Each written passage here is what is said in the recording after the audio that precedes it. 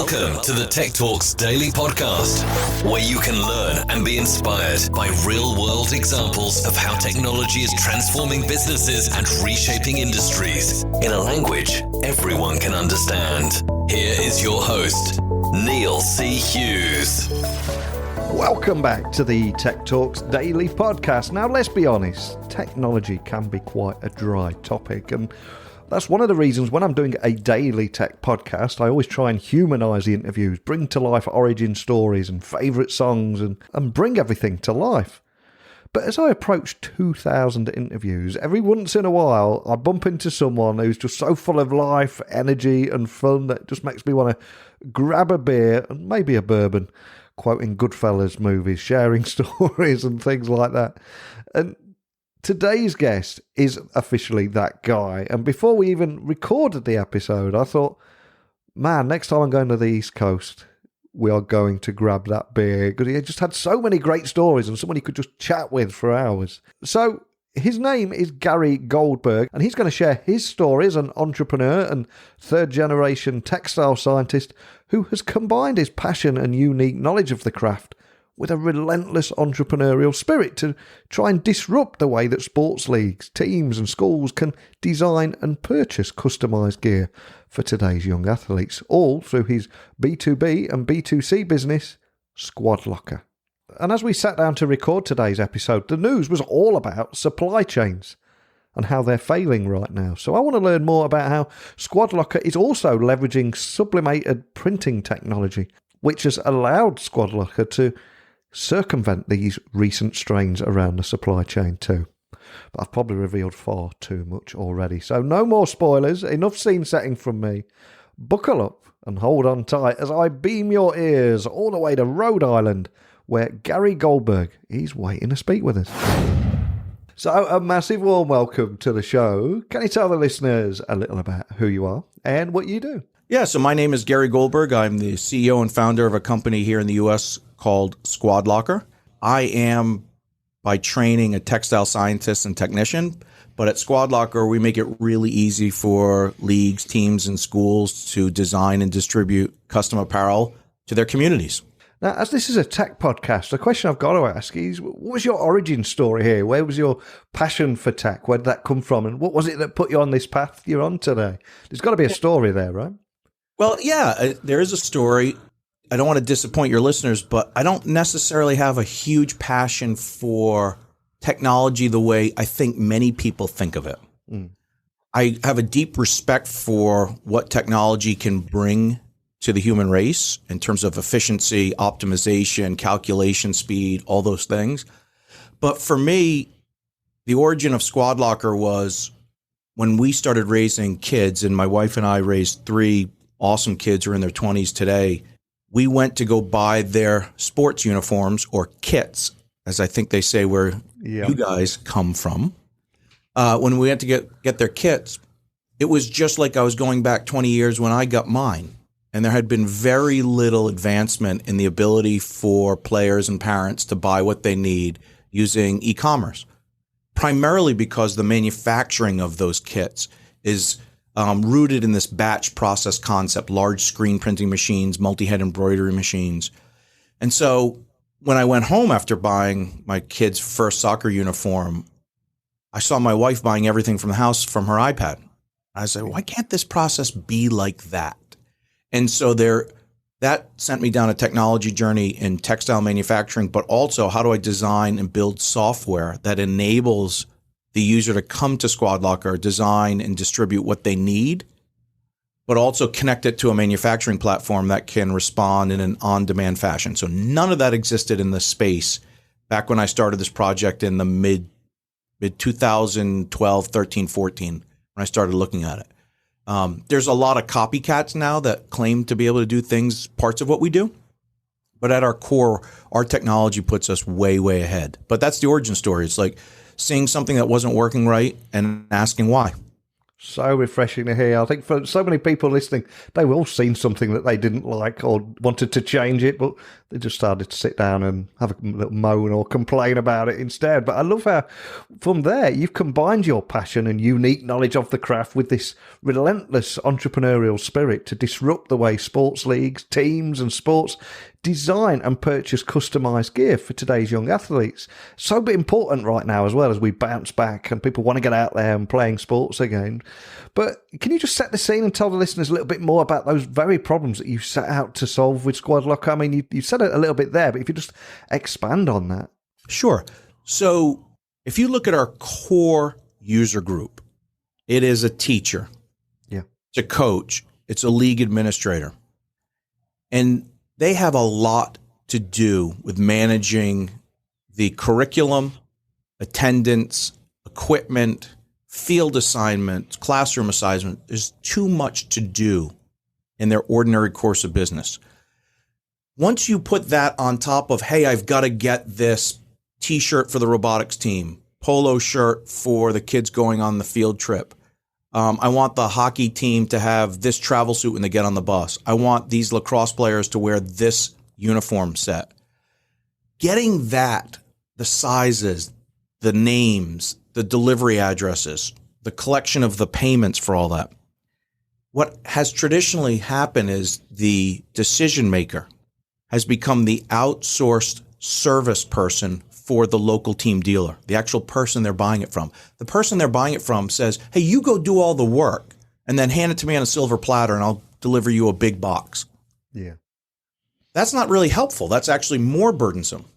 So what we try and do is, or what we've effectively done is we've designed software that says, hey, you know what? I'm going to design something that I really like on some of the world's best brands. And then I'm going to take a URL, a link, and I'm going to share it with the community. And then they're going to do all the work. They're going to enter their payment. They're going to tell me their name and number. They're going to tell me where it needs to be delivered. They're going to tell me their size. And all of a sudden, all that data is aggregated into a succinct, usable format that we execute on the shop floor. So all the time and effort that that decision maker would have had to do to collect the information, collect payment, organize the big box, hand all the stuff out, just evaporates. And all that time goes back to them.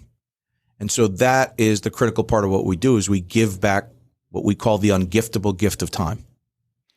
And I think as we're recording this podcast today, both on this side of the pond and your side of the pond, the big news is supply chains are broken. The plumbing behind the supply chains all around the world is currently not working because too much demand right now, isn't there? Yeah, it's a really fascinating phenomenon. I think it's a combination of a few things. One, is it that it's too much demand, or is it that we interrupted the supply so aggressively that actually building it back up is so interdependent that it's going to take a long time to solve this problem? Meaning, look, if I want to make the T-shirt that you're wearing right now, that looks like a cotton or polycotton blend. I happen to be in this business a long time, right? So I'm looking at that T-shirt. I'm like, okay, I need yarn. Well, if I need yarn, I got to start growing cotton. Well, did they field the cotton during COVID? Right now I got to spin that cotton into yarn. Okay, that's another thing. Are those factories back up? Do they have the right amount of labor? Okay, now I got to weave it. Then I got to finish it and dye it. Then I got to cut and sew it. Then I got to get the thread to sew it with, and bobbins for the thread, and needles for the machine.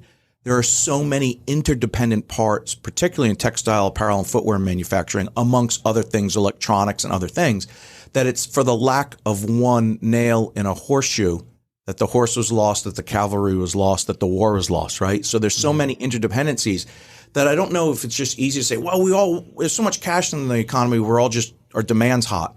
Yeah, our demand's hot. And by the way, a multiple input supply chain got broken in all these little places. That's going to take a long time to get it all going again. And it's great for you to hear this because I think it's an area that people traditionally don't even think about. They just expect to get what they want when they want it in this age of instant gratification. So for people outside of the industry, can you tell me a little bit more about how by leveraging this sublimated printing technology, it's allowed your company to circumvent these recent strains of supply chain by dyeing fabric entirely through the printing process? Because it's fantastic what you've done here. And I've not seen anything like this before. Yeah, so we do decorate garments through a variety of different methodologies. We do traditional printing, We do embroidery, and we also have a sublimation capability. The neat thing about the sublimation capability is when we look at some of our best suppliers, Adidas or Under Armour and some of those guys, they are suffering from the supply chain disruption that we just talked about a few minutes ago. As a result, it's difficult for us to get blank Under Armour uniforms or blank Adidas soccer uniforms, for example. There are no royal blue Adidas soccer uniforms available in the United States right now. Yeah. Sublimation takes a white piece of fabric, prints the entire look of that garment on that white piece of fabric. We then cut that panel and sew it together. So the only inventory you really need in that supply chain is sublimation ink and a white roll of fabric. So it takes out all those interdependencies that we talked about earlier with that cotton t-shirt and accelerates them right to the point of manufacturing in some really simple ingredients. As a result, we have a much more fluid supply chain for that one specific area of our business, which has helped us considerably. So just to bring to life everything we're talking about here, do you have any examples or use cases of how you've been able to utilize this more streamlined production process and the kind of impact that it's having at every stage of that journey? Sure. So, typically our competitors deliver, in busy times of the year, 8 to 10 weeks, and our delivery cycles are 7 to 12 business days. Yeah. So we can really help speed up the delivery and customer satisfaction through having a way more streamlined, supply chain. The other thing that SquadLocker does, which is really unique in the industry, is we manufacture every individual customer's order on an individual basis, meaning I don't have to wait for you to order and then Max to order and then me to order for that to go to the manufacturing floor. Yeah. That's what our competition does. They wait for 12s, 24s, or 36 pieces to be ordered, and then they do them all at once. Well, with us at SquadLocker, we have what I call the soft serve ice cream machine. So if you want a hat, we pull the handle down, you get your embroidered hat. You want a t-shirt, pull the handle down, I make you your t-shirt. So every time someone orders, we run that order. And so we have this more fluid on-demand supply, which is connected continuously to our front end user experience. Very, very different. And as a result, the company has grown phenomenally in recent years. I think you've raised something like $20 million in Series C funding last year, which was one of the largest institutional funding rounds in Rhode Island in recent years. But can you share the story behind that and what it means to you guys? We have been growing 50, 60% year over year since the beginning of the company. We continue to grow at the same rate, even during this complex and difficult time. The money came from ABS Capital. They've been a phenomenal partner of ours. What it meant for us is that we could continue to invest in our growth, and we continue to do so. I mean, we've hired some fantastic people that have made the company rich in talent. We continue to invest aggressively in our software. We continue to aggressively invest in our manufacturing platform. So really what we're doing is, kind of building a battleship, and we're winning a lot of market share. When I was researching you before you came on the podcast today, one of the things that I learned was that you're extremely passionate about the impact of mentoring when it comes to helping today's young athletes and helping them reach their full potential. So can you expand on that and maybe also offer any advice to a young startup founder that's listening and feeling inspired by your story today anywhere in the world? Yeah, so I could spend 4 hours talking about this one question set. I do believe that mentorship and teaching is the ultimate liberator to solve some of the world's most complex problems. I think so many young people suffer from lack of self-esteem, lack of actual real resources, whether it's, food, medicine, shelter, and primarily education. And I think the work that mentors do is undervalued and overburdened. And so for us at SquadLocker, if we can free up the time of those mentors to give more time to kids by making this part of their day easier, then we believe when we come to work every day that we're helping literally repair the world by giving kids more access to mentorship. I know with my kids, my wife and I saw the role that mentors played in each of their journeys towards adulthood. and it was profound. And these were 3 kids that were raised, with 2 parents in a home that had privilege and had private education. So I can only imagine the impact that good mentorship can do in making up for a child that may not have every resource they need in their home. And so for me, I'm very, very passionate about the work that mentors do, and I want to relieve any stresses that they have so that they can invest in kids. As it relates to the second part of your question, what about young entrepreneurs? This is a really, really complex and dynamic topic. And the first thing I would say to any entrepreneur is don't go it alone, meaning sit with your idea until it becomes so much of a trouble in your head that you have to continue to investigate it in the real world. So for me, I ideate a lot. I have lots of new ideas coming into my mind on a regular basis. I've been ideating on 2 very interesting ones for the last 3 or 4 years, and I know maybe in 3 or 4 years from now I might act on them. But my point with this is ideas need to become a reality when they're pests, when you can't stop thinking about them. And then you're like, okay, I really feel a spark of inspiration. How am I going to go execute that? At that point, I would recommend people start to examine their network and say, well, who can help me? How can I find an expert in this? How do I learn about raising capital? There's so much that you don't know when you go into building a business, and the shorter the learning curve, the higher the likelihood that you'll have success. And I think it's incumbent upon good entrepreneurs to recognize that as soon as possible. And using my SAS training, I've noticed a few things here. One, you've got a perfect soundproof room, because we're chatting on video at the moment. You've got a great mic, great voice for radio as well. So I have a face for radio too. you and me both, my friend. But I believe you've launched a podcast too that dives deeper into this topic. I think it's called On the Whistle, but can you tell me a little bit more about that? Yeah, so On the Whistle is a simple exploration and talking to mentors and leaders and giving their voice more volume about the effect that they're having for young people reaching, as you said earlier, their full potential. And we've talked to some really interesting people, Olympic rowers, PGA golfers, high school football coaches, people with children who have physical challenges, people who are making tennis available to inner city kids. I mean, all these things. But at the core of all of this is I ask these people, explain to me your why.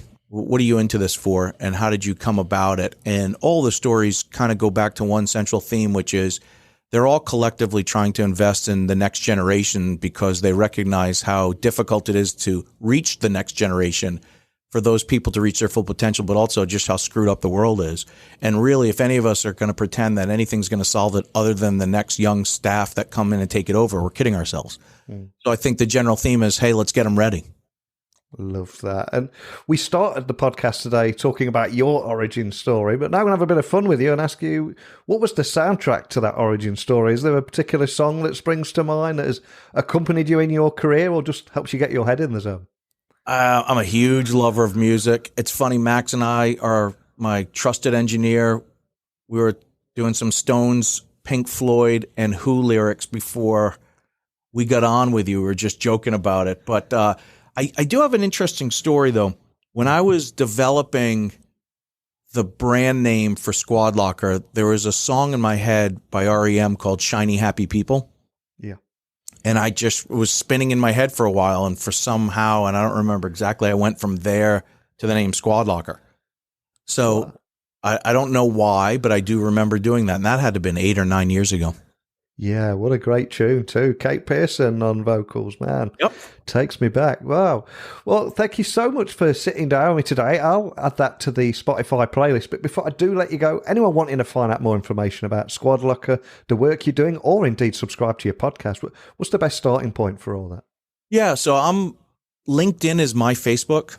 Yeah. So if you want to reach out to me, Gary Goldberg, SquadLocker, on LinkedIn, just put those into the search bar. On the Whistle's available where you can listen to, any regular podcast distribution platform, or, go to squadlocker.com and hit the blue chat bubble and say, hey, I need to get to Gary. Someone will get me. Love it. And love chatting with you today. So much going on there and so much to unpack. And I love how the worlds of you as a third generation textile scientist, how that collided with entrepreneurial spirit and technology and the difference you're making now, and washed down with a great song too. But thank you so much for taking the time to share that with me today. Yeah, thanks for having me. It's been a lot of fun. Man, Gary was just the kind of guy I could chat with for hours, listen to his stories and probably get into all kinds of scrapes and adventures. So we will grab that beer one day and I'll promise to report back with any stories from that. But for me, his story had everything. That SquadLocker story had everything from technology colliding with his world and going out there to solve a real problem, raising 20 million in funding, and also giving a little bit back, investing in the leaders of tomorrow, mentoring them, and then sharing those stories on the podcast. But also, more than anything, being incredibly down to earth and just having a good old-fashioned laugh. So, Gary, if you do listen to this back, you are officially my spirit animal from Rhode Island. And I thank you for joining me on the podcast today. But for everybody else, any questions or insights that you'd like to share after listening to today's podcast, if you've got any questions or pictures to come on the show, whatever it is, I am the easiest guy in the world to find. Email me, techblogwriter@outlook.com, Twitter, LinkedIn, Instagram at Neil C. Hughes, and I will get straight back to you. And as every podcaster says, I should do this more. I don't do it enough. But to beat those pesky algorithms that determine who will discover the podcast in the future, if you can rate and review the show if you enjoy it, I'd really appreciate that too. Thanks so much for listening to the podcast today. And remember to check out Hirect, the sponsors of this month's podcast. The Hirect app uses advanced data technology to efficiently match job seekers and recruiters, all based on their preferences and behaviour.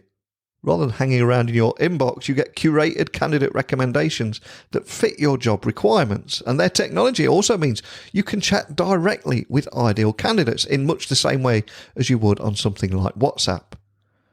And in doing so, you accelerate the hiring process up to 10 times faster than traditional ways. So for me, anything that eases pressure on the already bulging inbox and waiting around for replies, worrying if they've gone to the spam folder, has to be a great thing. Remember, you can download Hirect from the Apple and Google Play Store for free. Give it a try. Let me know what you think. So email me, techblogwriter@outlook.com. My website is techblogwriter.co.uk. Keep your questions, comments, insights, experiences coming over. But a big thank you for listening, and until next time, don't be a stranger. Thank you for listening to the Tech Talks Daily Podcast with Neil C. Hughes. Remember, technology works best when it brings people together.